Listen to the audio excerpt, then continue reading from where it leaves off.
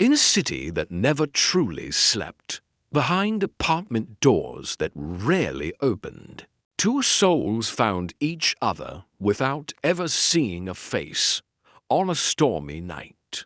The dim hallway lights flickered as soft piano music echoed faintly from inside apartment to be. There, a young woman named Emma Price sat slumped on the floor, leaning against her door. At 28, Emma was a quiet illustrator whose sketchbooks were now scattered around her like fallen leaves. She wiped a fresh tear from her cheek, clutching a crumpled note from the man who had walked out of her life. She reached for her phone, hesitated as her finger hovered above a name she still wished would appear on its own, then dropped it to the floor with a soft thud.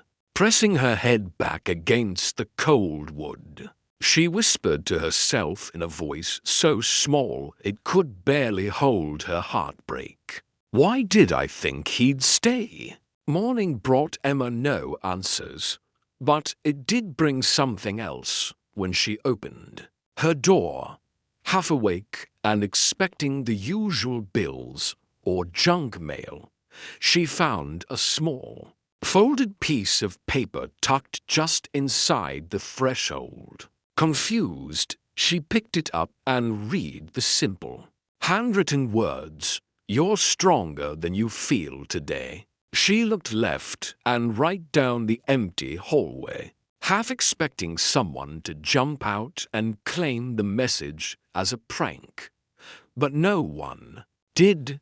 Despite herself, a fragile smile tugged at the corner of her lips for the first time in weeks. Next door, Noah Carter watched through his peephole as Emma stood puzzled with the note. 30 years old, a freelance writer who survived on cheap coffee and the company of his own restless thoughts.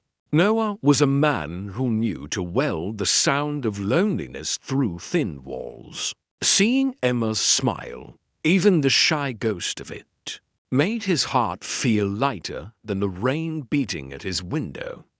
He whispered to himself, "At least she smiled this time," before returning to his cluttered desk littered with half-finished drafts and self-help books he barely read.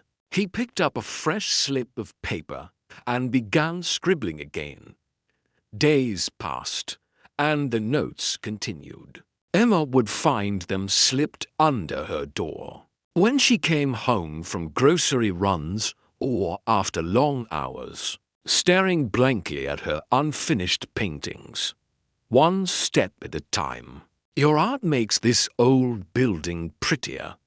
It's okay to cry, you know." Each note felt like a tiny light in a hallway she once thought would stay dark forever.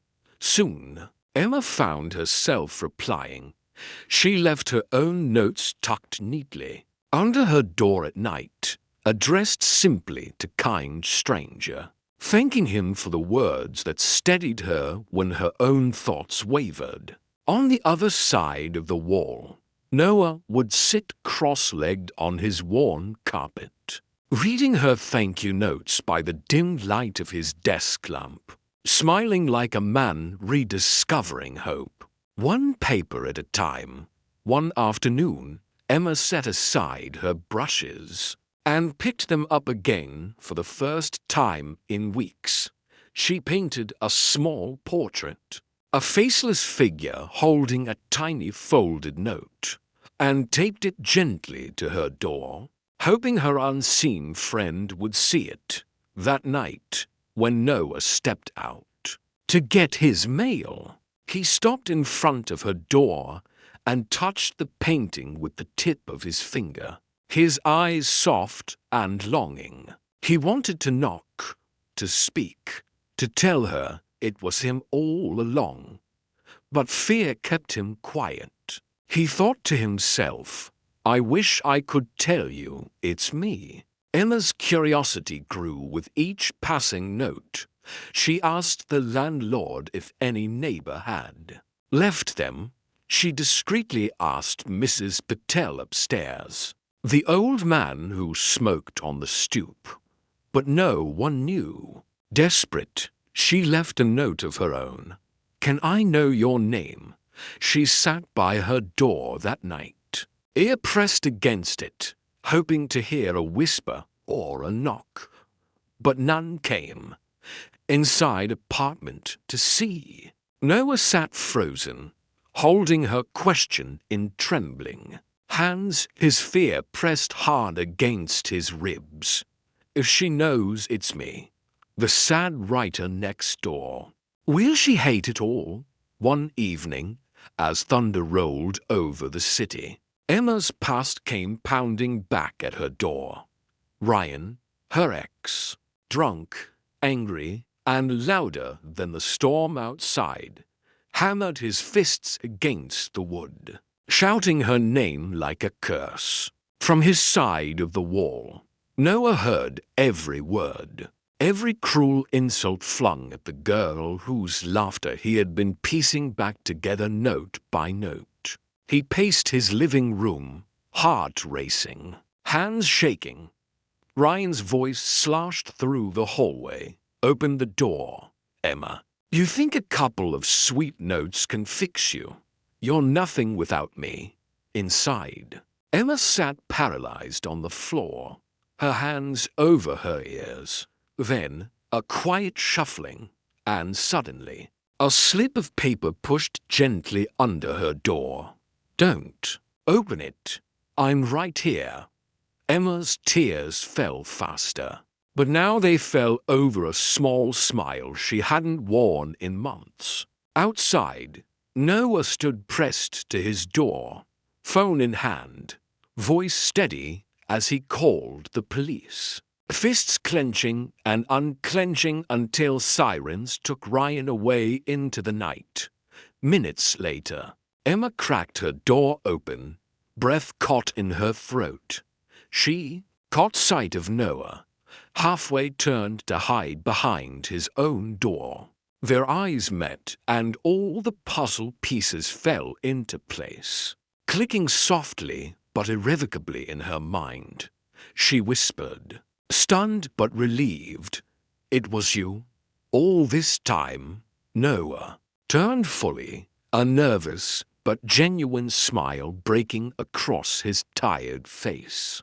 "Guilty. Sorry. I didn't know how to say it out loud."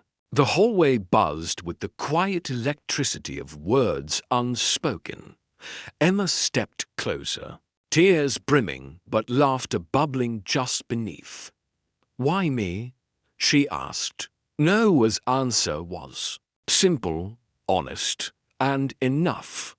"Because I know what it's like to need a little light. When the world goes dark." In that hallway, two strangers who were no longer strangers stood in the space, where kindness had done what grand gestures could not. Days later, Emma and Noah sat together on the hallway floor, backs resting against the peeling paint of the old wall, sharing mugs of coffee and soft laughter. Beside them, Emma's new painting leaned against her door. An open door this time, with dozens of tiny notes fluttering out into the light. And if you listened closely, you could almost hear the narrator's voice one last time, warm and certain. In a world addicted to loud gestures, sometimes it's the quiet kindness slipped under your door that saves you. Sometimes love isn't fireworks. It's paper, ink, and a stranger brave enough to care. Emma nudged Noah's shoulder and grinned. "Promise me. No more notes under the door. Next time, knock." Noah laughed, a sound she already knew. She wanted to hear forever, and said simply, "Deal." And so, kindness had a voice, even when it only whispered through a crack beneath the door.